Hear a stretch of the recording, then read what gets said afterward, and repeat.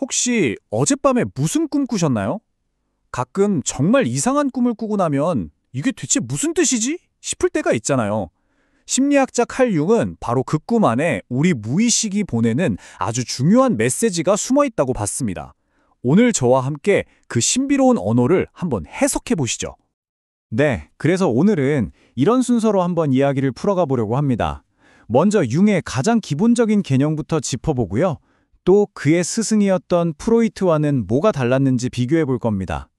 그리고 나서 융이 발견한 우리 마음속 깊은 곳의 청사진, 그게 뭔지 알아보고 마지막으로 이 모든 게 지금 우리한테 왜 중요한지까지 차근차근 따라와 보세요. 자, 융의 세계로 들어가려면요. 우리가 먼저 손에 쥐어야 할 열쇠가 하나 있습니다. 바로 그가 기호와 상징을 어떻게 다르게 봤는지 이해하는 거예요. 이게 정말 중요한 첫걸음입니다. 그러니까 융은 기호랑 상징은 완전히 다른 거라고 본 거예요. 예를 들어서 어떤 회사 로고, 그거는 딱 그 회사를 가리키는 기호잖아요? 의미가 정해져 있죠. 근데 진짜 상징은요, 그걸 훨씬 뛰어넘는다는 거예요. 우리가 한눈에 다 파악할 수 없을 만큼 깊고 살아있는 의미를 담고 있다는 거죠. 바로 이 지점이 핵심입니다. 기호는 그저 무언가를 가리키는 손가락 같은 거라 항상 그 자체보다 의미가 작아요. 하지만 상징은 이건 뭐랄까? 우리가 처음 보는 것보다 훨씬 더 큰 무언가를 품고 있는 보물상자 같은 거라고 할 수 있죠. 자, 그런데 융의 이런 독창적인 생각을 제대로 이해하려면 당시 정신분석학의 거두였던 그의 스승이자 나중에는 라이벌이 된 사람이죠. 바로 지그문트 프로이트의 이론을 먼저 살펴봐야 합니다. 당시엔 프로이트의 방식이 거의 정설이었거든요. 프로이트의 방법, 바로 자유연상법이라는 건데요. 이게 뭐냐면 말 그대로요. 꿈속 이미지에서 시작해서 그냥 머릿속에 떠오르는 생각들을 쭉 따라가는 겁니다. 그렇게 생각의 꼬리에 꼬리를 물고 가다 보면 결국엔 그 사람 마음속 가장 깊은 곳에 억눌려 있던 불안이나 욕망, 즉 콤플렉스를 찾아낼 수 있다. 이렇게 본 거죠. 그런데 융은 여기에 점점 의문을 갖기 시작합니다. 잠깐만, 이 방법대로라면 굳이 꿈이 아니더라도 그냥 아무거나 길가에 있는 돌멩이 하나를 보고 시작해도 결국엔 어떤 콤플렉스에 도착하는 거 아니야? 이게 정말 꿈 자체가 말하려는 의미랑 무슨 상관이 있지? 이런 생각을 한 거예요. 바로 이 날카로운 질문에서부터 프로이트와는 전혀 다른 융만의 새로운 길이 열리기 시작합니다. 꿈의 언어를 이해하는 아주 혁신적인 접근법이었죠. 융의 방법은 프로이트와는 완전히 180도 달랐습니다. 생각의 꼬리를 물고 꿈에서부터 멀어지는 게 아니었어요. 오히려 그 꿈의 이미지를 딱 중심에 놓고 그 주변을 계속해서 뱅글뱅글 맴돌면서 파고드는 거죠. 절대 그 이미지를 떠나지 않는 게 핵심이었어요. 자, 실제 사례를 보면 이게 확 와닿을 겁니다. 어떤 남자가 꿈을 꿨는데 자기 아내가 술에 취해서 막 저속하게 행동하는 꿈이었어요. 현실의 아내는 전혀 그런 사람이 아니었는데 말이죠.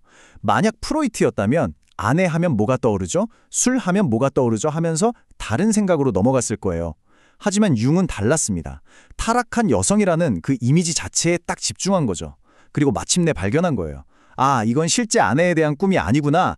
바로 이 남성 자기 안에 억압되어 있던 자신의 여성적인 측면, 융의 용어로는 아니마가 드러난 것이구나 하고 말이죠. 그래서 융은 상담할 때 항상 이렇게 말해야만 했다고 해요. 자자, 잠깐만요. 다시 당신의 꿈으로 돌아갑시다. 그 꿈이 대체 뭐라고 말하고 있는 거죠? 하고요.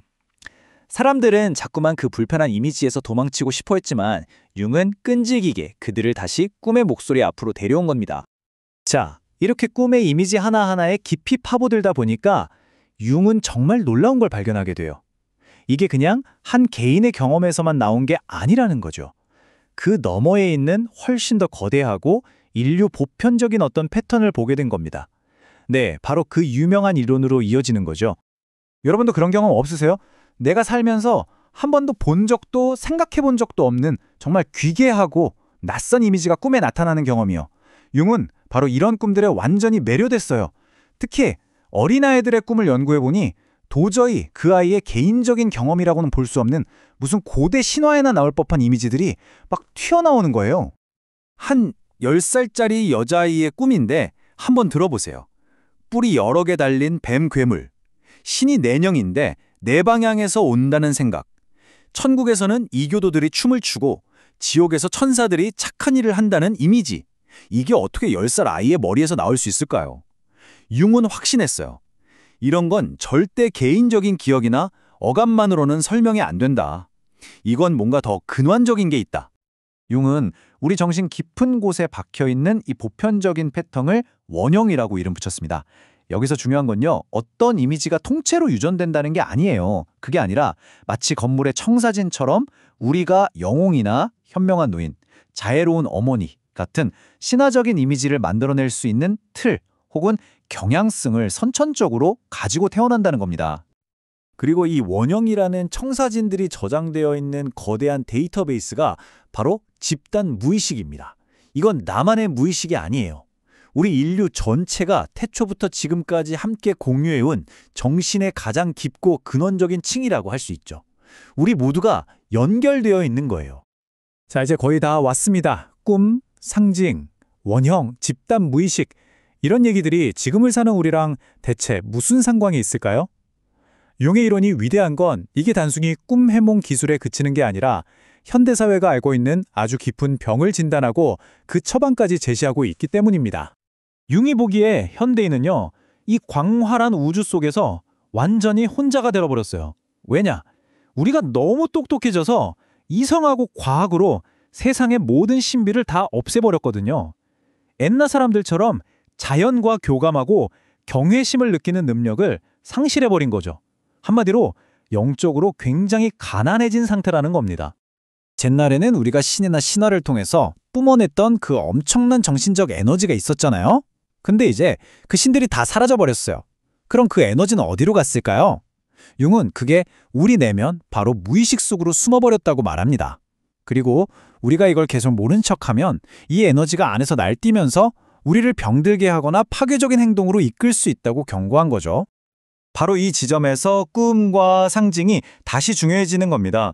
꿈은요, 이성만 남은 앙상한 우리 의식과 저 깊은 곳에 잠들어버린 본능적인 우리 자신을 다시 이어주는 유일한 다리 같은 거예요. 분열된 우리 마음을 스스로 치유하고 다시 온전한 하나로 만들려는 우리 정신의 자연스러운 노력인 셈이죠. 삶의 균형과 의미를 되찾기 위한 필사적인 시도랄까요? 결론적으로 융에게 꿈의 언어를 이해한다는 건 그냥 재미로 하는 심리 테스트 같은 게 아니었어요. 모든 것이 조각나버린 이 현대사회 속에서 흩어진 나 자신을 다시 모아 온전한 한 사람으로 거듭나기 위한 정말 중요하고도 필수적인 여정이었던 겁니다. 자, 이 이야기를 듣고 계신 여러분의 무의식은 오늘 밤 과연 어떤 잊혀진 언어로 당신에게 말을 걸어오게 될까요?